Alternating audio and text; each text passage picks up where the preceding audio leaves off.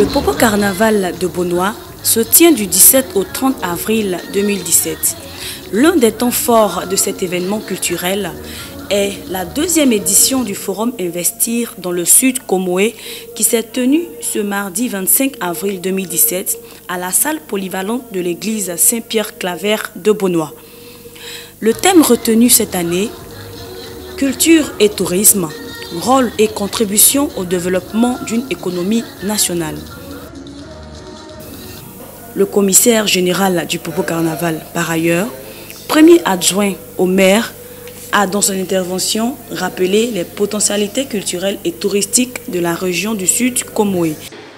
À l'origine, il s'agissait du forum des décideurs, c'est-à-dire une plateforme de rencontre entre les principaux acteurs qui font bouger la ville de Beaunois et au plan économique.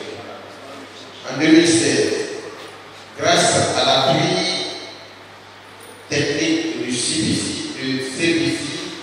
et du Côte d'Ivoire Tourisme, nous sommes passés à une échelle supérieure en rebaptisant cette activité du nom de Forum Investir dans le Sud Comoé.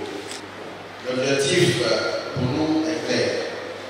Il s'agit à terme, d'ici les 5 prochaines années, de faire de la ville de Beaunois et par la mutualisation de nos moyens, nos énergies et nos intelligences, de faire du Sud Comoé un pôle compétitif de développement au regard des immenses potentialités que nous avons ici. Pour y parvenir, qui mieux que l'État et ses structures satellites, avec à leur tête des experts, des compétences mieux outillées pour nous accompagner. C'est pourquoi le Popo Carnaval 2017 a retenu le thème suivant: les arts, la culture et le tourisme. Quelle stratégie pour une meilleure contribution au PIB en Côte d'Ivoire? Et pour la deuxième édition du Forum Investir dans le Sud Comoé, le thème choisi par le commissariat général, c'est culture et tourisme, rôle et contribution au développement d'une économie nationale. Pour mieux adresser cette thématique, et comme l'a souhaité le vice-président Daniel Kabambe, nous comptons sur vous tous, et particulièrement les panélistes qui ont répondu présents à notre invitation pour décortiquer ce thème, l'approfondir avec l'objectif de mieux mesurer leur poids dans l'économie nationale et déterminer les leviers d'action qui permettent d'utiliser pleinement le potentiel de croissance des industries culturelles et créatives. Le Popo Carnaval de Beaunois, dont la notoriété a dépassé les frontières ivoiriennes, est l'un des meilleurs symboles de brassage des cultures et des peuples de notre chère Côte d'Ivoire au regard de l'affluence observée tous les ans à Beaunois. À l'occasion de la 37e édition de ce festival, permettez-moi de saluer la mémoire des pionniers que sont Jean-Baptiste Amédier, Mathieu Eka, Amon Célestin, Albert Goba, Gilbert Kofi Manga, etc. pour ce bel instrument de valorisation de la culture arborée qu'ils ont laissé aux générations actuelles et futures. Un film institutionnel sur le Sud Comoé a été présenté à l'auditoire. Qui comprend 2 régions et 17 sous-préfectures reparties dans 4 départements de la manière suivante. Département d'Aboisseau, 8 sous-départements d'Adiaké, 3 sous-préfectures qui sont Adiaké, Assini et Etuéboué.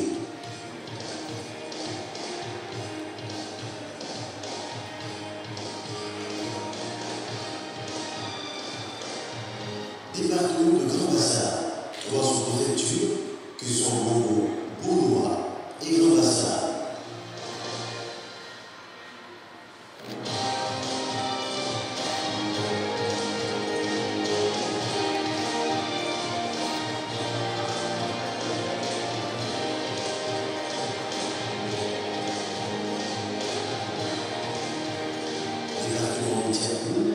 3 sous-préfectures que sont nommées Noaou et Diakoum.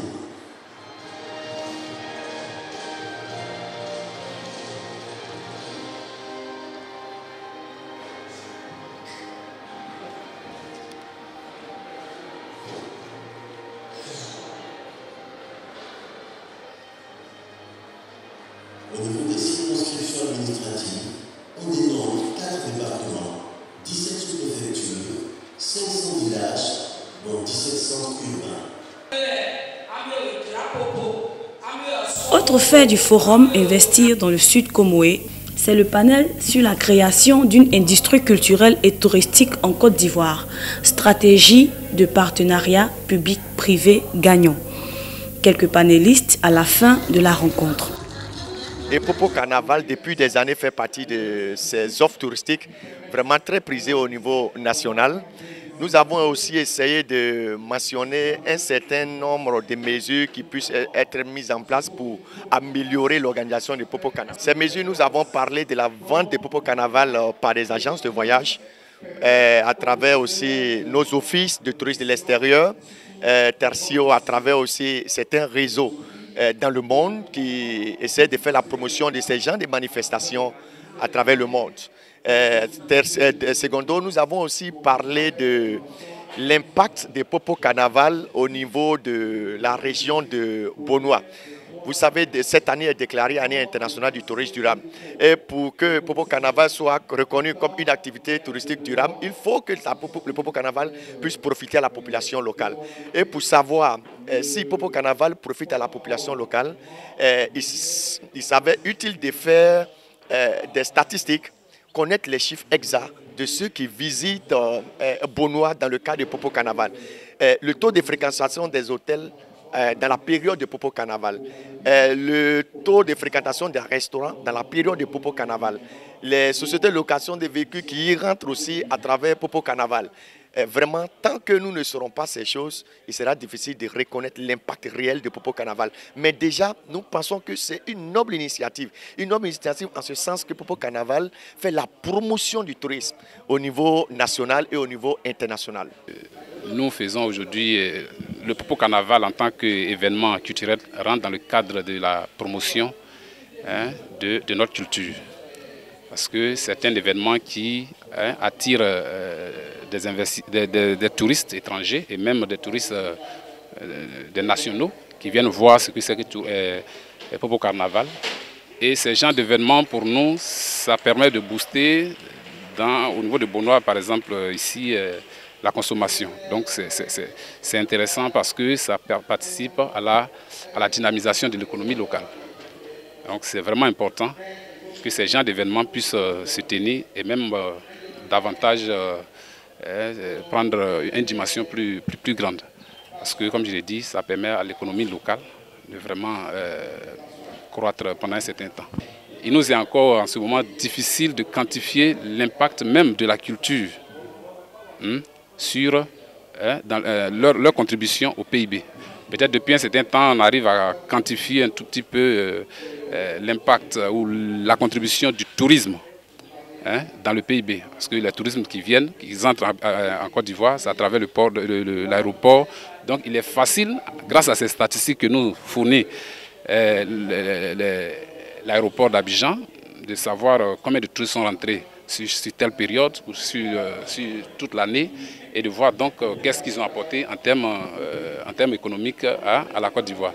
Mais donc le Popo Carnaval en tant qu'événement culturel, pour le moment, n'a pas encore, on ne peut pas vraiment quantifier l'impact sur l'économie. J'ai demandé d'ailleurs pour cette raison que les organisateurs de cet événement assez important pensent à mettre en place un dispositif qui puisse permettre de recueillir davantage des statistiques, qui permettent de dire voilà cet événement, voilà ce que ça nous rapporte ici même à Bonoa, avant de penser à voir l'impact au plan national. Le Popo Carnaval, il faut dire que c'est des événements que nous devons soutenir. Voilà, toutes les chaînes doivent le soutenir, pas seulement pour ceux qui sont dans la culture, et en partant même des agriculteurs, et la jeunesse, les femmes, les hommes. Il faut dire que tout le pays doit se mettre debout pour le Popo Carnaval et pour les actions culturelles. Parce que cela a un impact positif sur notre PIB. Entendez par là le produit intérieur brut. Voilà, donc là-bas, nous pouvons sinon faire la promotion de notre culture à l'extérieur. Nous pouvons avoir vraiment un impact positif au niveau des partenaires extérieurs tels que le tourisme. Nous pouvons développer le tourisme de notre pays au travers du Popo Carnaval. Donc pour moi, nous devons apporter un intérêt très particulier, voilà, à cet événement-là qui se déroule à Bonois. Et pas seulement à Bonois, nous devons réfléchir sur toute l'étendue du territoire afin que ce soit un événement qui puisse atteindre tous les parties, voilà, sinon du pays, toutes les villes du pays. Rappelons que le tourisme ivoirien pèse environ 5% du PIB en fin 2014.